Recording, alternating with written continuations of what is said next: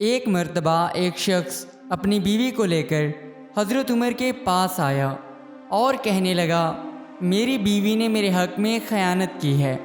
میرا رنگ بھی سیاہ ہے اور میری بیوی کا رنگ بھی سیاہ ہے، لیکن میری بیوی نے ایک ایسے بچے کو جنم دیا ہے جس کا رنگ سرخ ہے، لہٰذا اس نے میرے حق میں خیانت کی ہے اور یقیناً زنا کیا ہے، اسے رجم کی سزا سنائی جائے۔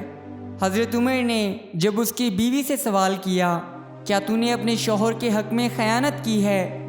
تو اس شخص کی بیوی نے جواب دیا، اے خلیفۃ المسلمین، میں نے اپنے شوہر کے حق میں کوئی خیانت نہیں کی، بلکہ یہ بچہ اپنے باپ کا ہے۔ اس کے بعد حضرت عمر نے اس عورت کو رجم کی سزا سنا دی۔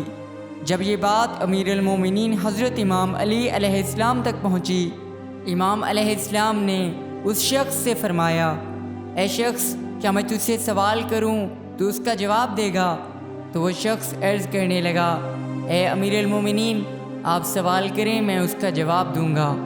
امام علیہ السلام نے فرمایا، اے شخص، میرا سوال یہ ہے، جب تو نے اپنی بیوی سے مباشرت کی، کیا وہ اس وقت مخصوص ایام میں نہیں تھی؟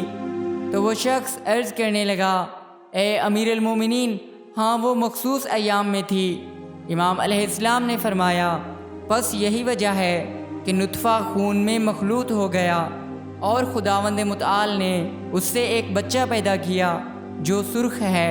اے شخص، اپنے بچے کا انکار نہ کرو، ورنہ تم اپنے اوپر خیانت کرنے والے ہوگے۔